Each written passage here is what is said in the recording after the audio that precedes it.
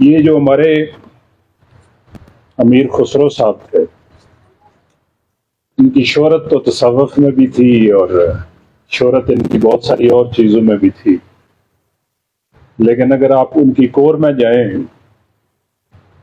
تو امیر خسرو کے دو بڑے کارنامے ہیں۔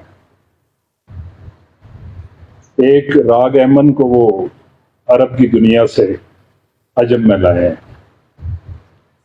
اور اس کو ایسی خوبصورت شکل دی ہے کہ اس وقت کے ہندو جو پنڈت ہیں، جو کہ یہ امیجن بھی نہیں کر سکتے تھے کہ اس قسم کی آزاد، یعنی جو اگر آپ دیکھیں نا پرانا انسٹرومنٹ وینا جس سے ستار نکلی ہے، تو وینا میں ایک بھاری پن ہے، اس میں سے جو ہے نا ایک جو لبرٹی آپ کو نظر نہیں آتی، ایک کلوزنس نظر آتی ہے۔ تو امیر خسرو نے وینا کو ستار میں کنورٹ کیا اور اس کے بعد انہوں نے ایمن جو کہ ایک بالکل لبرل ٹون کا راگ ہے اس کو لے کے ہندوستان میں آئے۔ یہ میں جو اس وقت اتنی دیر سے ان بچوں کے اس ٹیلنٹ کو دیکھ رہا تھا، یہ جو انسٹرومنٹ ہے یا ساؤنڈز ہیں یا جو آپ کی بیٹس ہیں، یہ آپ کے انوائرمنٹ سے مرج کر رہی ہوتی ہے۔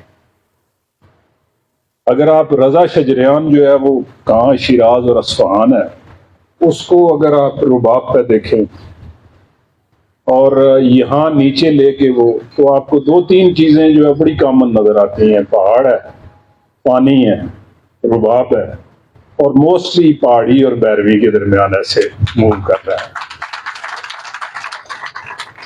تو انسان کا جو انوائرمنٹ ہے وہ اور اس کی امیجنیشن، اسی سے یہ سارا آرٹ ایمرج کر رہا ہوتا ہے۔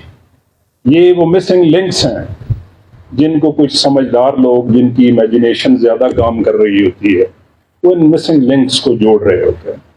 یہ آرٹ بڑی خوبصورت دنیا ہے، یہ بندے کو آگے لے کے جاتا ہے، بندے کی امیجنیشن کو آگے لے کے جاتا ہے، بندے کی ایکسپلوریشن کو بھی آگے لے کے جاتا ہے۔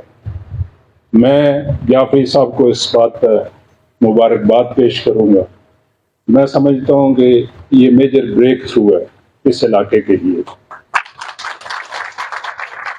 اس انسٹرومنٹ کے لیے۔ صرف یہ میوزک نہیں ہے جو آپ کا یہاں پر جتنی ایتھنیسٹی ہے، ایتھنک پروڈکٹس ہیں، وہ بھی کسی امیجنیشن کے کنکلوژن کا نتیجہ ہے۔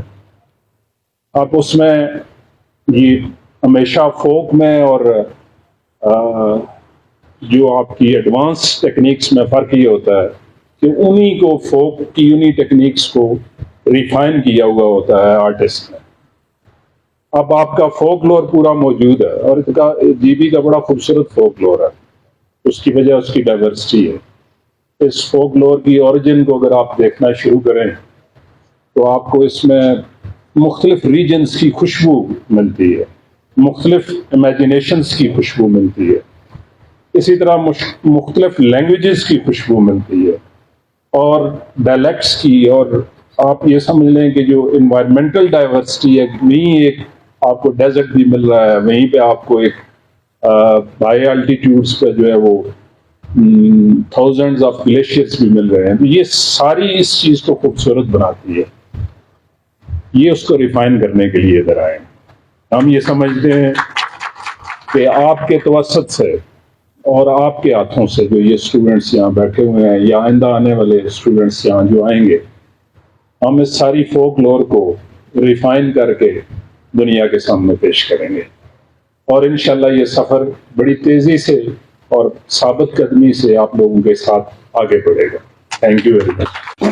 ویسے میرا یہ خیال تھا کہ چیف گیسٹ کے بعد میں مناسب نہیں بات کرنا، لیکن چیف گیسٹ جو ہمارے ہیں نا وہ آج اتنے چھپے رستم نکلے کہ مجھے اندازہ نہیں تھا۔ سر جی جو آپ نے خواجہ خورشید کی بات کر دی نا، وہ تو ویسے واقعی وہ رلانے والی ہے۔ میں نے دیکھا وہ ٹیلنٹڈ جتنا جی بی میں سے ہمارے پاس آتا ہے۔ چیف سیکرٹری صاحب یہ بات اتنی باریکی سے بات کریں گے مجھے اندازہ نہیں تھا، کیونکہ میں نے اس سے پہلے کبھی اتنے بڑے بیوروکریٹ کو میوزک کے بارے میں اتنی ڈیپتھ میں سوچتے ہوئے نہیں سنا. یہ بھی ایک بلیسنگ ہے اس ریجن کی اور ہماری بھی, کہ اب میں کافی کانفیڈنٹ ہو گیا ہوں پہلے سے زیادہ. ہمارے ایم سی لاہور یا پنڈی کے اسٹیج پہ جو چھائے ہوئے ہوتے ہیں جی پی کے سنگرز بھی اور انسٹرومنٹس بھی, یہ انسٹرومنٹ رباب کے ساتھ اور ڈفرنٹ, تو یہ ایک بلیسنگ ہے. یہ جو ریجن ہے اس میں بالکل جو ایکو ہے پہاڑ کے ساتھ, اور پہاڑ کا جو ہونا ہے اس کے ساتھ ریدم کا. وہ حضرت امیر وہ سر وہ امام غزالی کی ایک بڑی ریناؤنڈ تصنیف ہے ایت العلوم الدین, تو لہٰذا آپ سے این سی یو کو جو سپورٹ ہے وہ تو ہر حالت میں ملے گی, اور مل بھی رہی ہے. دیکھیے یہ آپ کا اعتماد ہے, کانفیڈنس ہے کہ ہم نے اتنی تیزی کے ساتھ بہت کچھ کر لیا. اور میرا ایکسپیرینس ہے لاسٹ جتنا بھی ایئر میں اس سسٹم میں رہا ہوں کہ مجھے جی بی میں ریزسٹنس شاید 1% بھی نہیں آئی کسی بھی چیز پہ. جب ہم نے سوچا, پلان کیا, ہم نے کر لیا. کیا پہ جب ہم آئے تو ان کا جی یہ الیکشن کمیشن کی بلڈنگ ہے, یہاں پہ ایم سی اے مین کیمپس لائیں, شہر کے قریب ہے, تو ہم نے شروع کر دیا.